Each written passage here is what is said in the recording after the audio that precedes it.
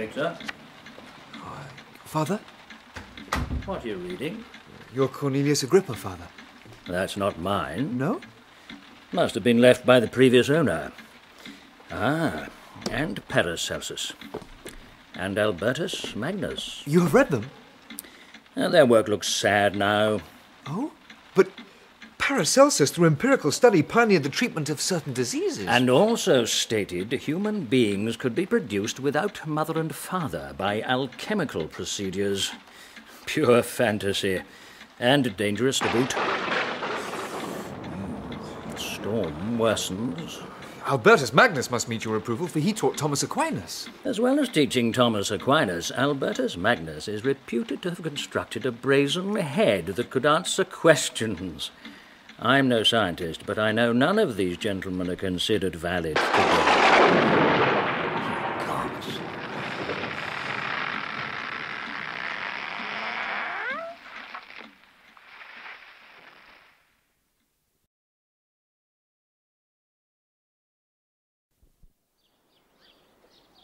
Is the oak tree completely dead? Well, as you can see, the lightning struck it, eliminating the upper branches, and the trunk, rather than splitting, has been reduced to thin ribbons. Tap it. It's not like wood, it's like metal. The lightning has transformed the wood. In the library there's a book by Luigi Galvani of Bologna. Now, through his experiments, he deduced that an electricity resides in the nerves and muscles of animals. Is the same true of humans? He only records his experiments with a frog. If he has experimented with humans, he's damned. No, the usefulness of his work is that we know how to improve certain objects by coating them with metal. Galvanism. His other work, I'd be tempted to bracket with the ancients you were reading last night. There's nothing to be gained from attempting to discern the spark of life. Can anything ever be known? We can dissect a frog, name its parts, agitate it with electricity, but we cannot make it live once it is dead. Will the tree grow again? No. I think it looks sad now. Sad, Elizabeth? Feel how much like iron it is. When I became 17, my parents determined I should attend the university at Ingolstadt. But before the day of my departure could arrive, Elizabeth caught the scarlet fever. My mother attended Elizabeth's sickbed, and her watchful attentions triumphed over the malignant distemper. Elizabeth was saved. But on the third day, my mother sickened. Her fever accompanied by the most alarming symptoms.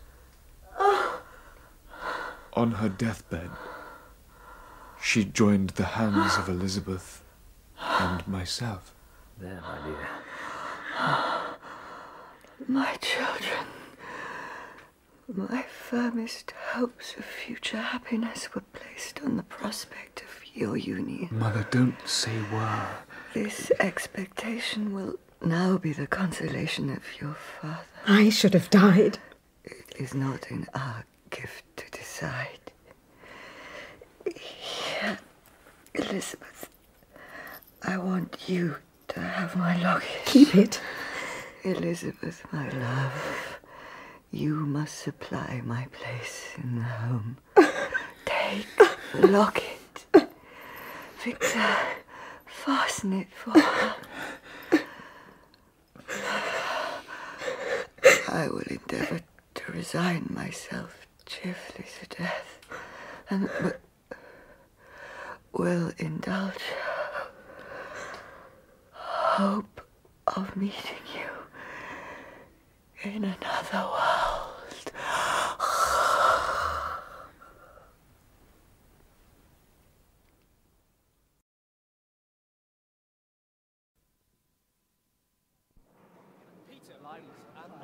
Chaps, look, careful where you go. Come. Professor Crumpet, Yes? my name is Victor Frankenstein. I'm to be one of your students in natural philosophy. Huh? Oh, yes. What do you know? No? Of natural philosophy? The principal authors I've thus far studied are Cornelius Agrippa, Paracelsus, and Albertus Magnus. Who? Cornelius Agrippa, Paracelsus... Yes. I wasn't asking you to repeat them because I haven't heard of them. I was expressing surprise. Have you really studied these men? Yes. And you believe in them? I... Their findings are nonsense. Every minute, every instant you have wasted on those books is utterly and entirely lost. You've burdened your memory with exploded systems and useless names. Good God, man! In what desert land have you lived where no one was kind enough to inform you that these fancies, which you've so greedily imbibed, are 1,000 years old and as musty as they are ancient? I little expected in this enlightened and scientific age to find a disciple of Albertus Magnus and Paracelsus. I wouldn't describe myself as a disciple. My dear sir, you must begin your studies entirely anew. Here, I shall write a list of books you must procure and read for when I begin lectures next week. Alternate days myself and Professor Valdem on chemistry. Now then.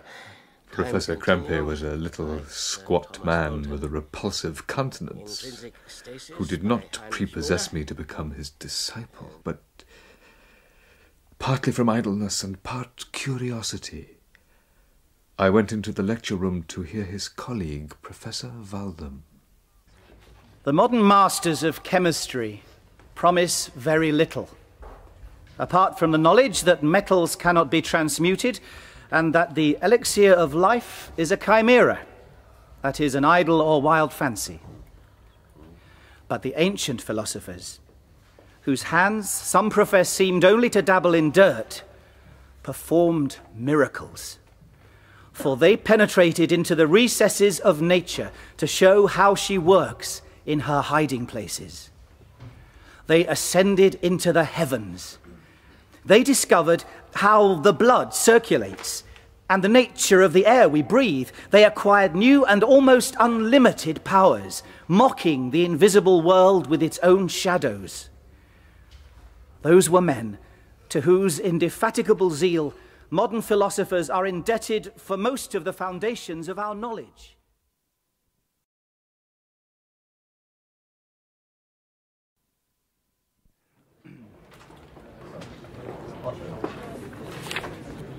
Professor Valdem. Yes? My name is Victor Frankenstein. Ah, you're the young gentleman who sat open-mouthed. I hope I did not appear to be rude. I preferred your response to that of the young man who fell asleep. I cannot imagine anyone falling asleep. Well, the young man behind you did. What you said about the ancients. I have felt that. I must admit I'm prejudiced against modern chemists. There are some worth studying, but for their detail, not their philosophy. I should be grateful if you can guide me in advancing my knowledge. Oh, I'm happy to have gained a disciple. Chemistry is that branch of natural philosophy in which the greatest improvements have been and may be made. Come this way.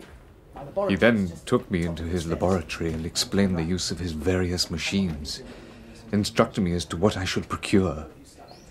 He also gave me a list of books, and I took my leave. Kindly, Professor Valdem. It was a memorable day for me. It decided my future destiny.